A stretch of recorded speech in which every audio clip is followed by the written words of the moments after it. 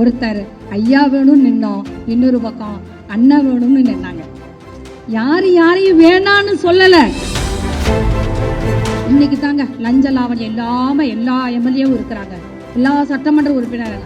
91ஆம் ஆண்டு தொடக்கம் பாட்டாளி மக்கள் கட்சியின் சட்டமன்ற உறுப்பினர்கள். உண்மையில் கடினமான காலகட்டங்களை பாட்டாளி மக்கள் கட்சி சமீப காலங்களில் கடந்து வந்தது. கத்தி எடுத்து எவங்கூடையும் சண்டை போடணும்னா தாராளமா சண்டை போட்டுருவோம். உறவுகளோடும் நட்புகளோடும் ரத்த சொந்தங்களோடும் உண்மையில யாருமே பகைமை பாராட்டல. ஒருத்தர் ஐயா வேணும்னு நின்னோம், இன்னொரு பக்கம் அண்ணா வேணும்னு நின்னாங்க. யாரையும் வேணான்னு சொல்லல.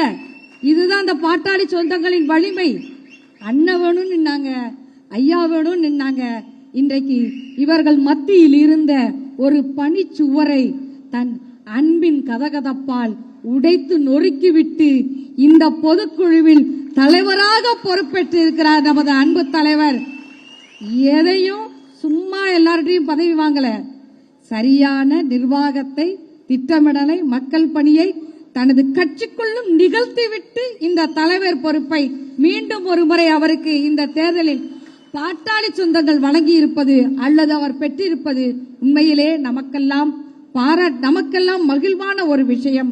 நமது சட்டமன்ற உறுப்பினர் மருத்துவ முனைவர் சௌமியா அவர்கள் அரசியல்ல பெண்களுக்கான குரல்ங்கிறதே ரொம்ப பலவீனமான குரல் தான். அவ்வளவு சீக்கிரம் ஆணாதிக்க சமூகத்தில் பெண்களுக்கான இடமோ குரலோ மறுக்கப்பட்டு கொண்டிருக்கிற இந்த நேரத்தில் பெண்களுக்கான குரல் மனிதநேய குரலாக எல்லா களத்திலும் ஒலிப்பதற்கான ஒரு காரணகர்த்தாவாக பாட்டாளி மக்கள் கட்சி ஒரு பெண்ணுக்கு, மகளிருக்கு இவ்வளவு பெரிய அங்கீகாரத்தை வழங்கி இருக்கிறது.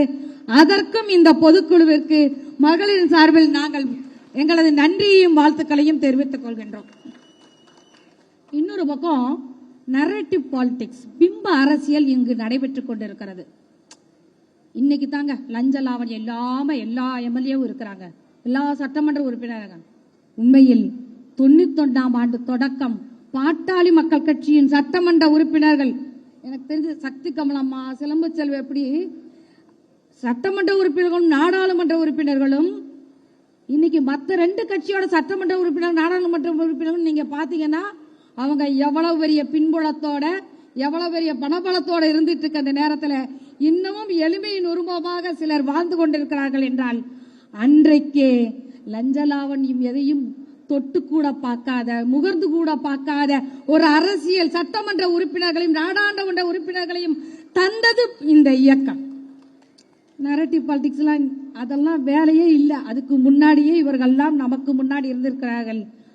எனவே அந்த இயக்கத்தில் நானும் ஒரு அங்கத்தினராக 2016 தொடக்கம் மருத்துவர் ஐயாவால் நீங்க வாங்க இந்த இயக்கத்துக்கு, உங்களுக்கான எல்லா சுதந்திரமும் கவிஞராக நாங்கள் தருகிறோம் என்று ஐயாவின் அந்த குரலின் மூலமாக அடையாளம் காணப்பட்டு திருநெல்வேலியில் முதல் முறையா மருத்துவர் அன்புமணி ராமதாஸ் அவர்களின் உரையை கேட்டபோது கொஞ்சம் வெக்கமா இருந்தது, இந்த துண்டை தோல்ல போட்டுக்கிறதுக்கு.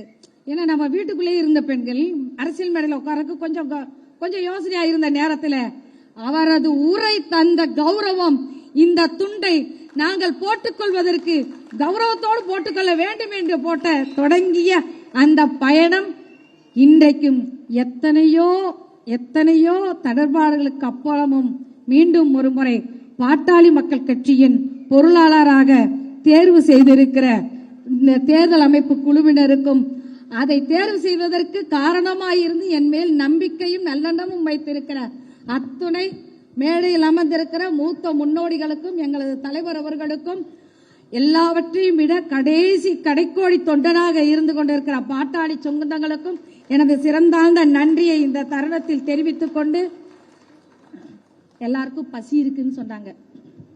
உண்மையில் தமிழகத்தின் தலைமுறையை காக்க வேண்டிய பசி தீராது எங்களுக்குள் இருக்கிறது.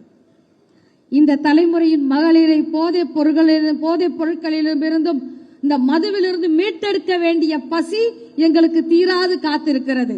விவசாயிகளை பாதுகாக்க வேண்டிய பசி பாட்டாளி சொந்தங்களாக எங்களுக்குள் இன்னமும் அனல் பூத்த நெருப்பாக இருந்து கொண்டே இருக்கிறது. இன்னமும் சொல்ல போனா இளைஞர்களுக்கான இலவச கல்வி, இளைஞர்களுக்கான வேலை வாய்ப்பு. முந்திலாம் காக்காசானால் கவர்மெண்ட் வேலைப்பாங்க, இன்னைக்கு கவர்மெண்ட் வேலை வாங்கிட்டு எங்களுக்கான பணம் கிடைக்கல, ஊதியம் கிடைக்கல, ஓய்வூதியம் கிடைக்கல அல்லாடிட்டு இருக்க நேரத்தில் இல்லை, எல்லோரையும் பாதுகாப்பாக வைக்க போகின்ற அரசாகவும் அதை ஆளுகின்ற தலைவராகவும் எங்களது தலைவர் பொறுப்பேற்கக்கூடிய நாளை காத்திருக்கக்கூடிய பசி ஒன்றுதான் எங்களது பெரும் பசியாக இருக்கிறது. அந்த பசியை அடுத்து வருகின்ற காலங்களில் 2031 தலைவரை முதல்வராக ஆக்குகின்ற உறுதிமொழி ஏற்று நாங்கள் செயல்படுவோம். நன்றி நன்றி என்று கூறி விடைபெறுகிறேன். நன்றி. உங்களோடு பயணம் தொடர்ந்து பயணிப்பேன். நன்றி.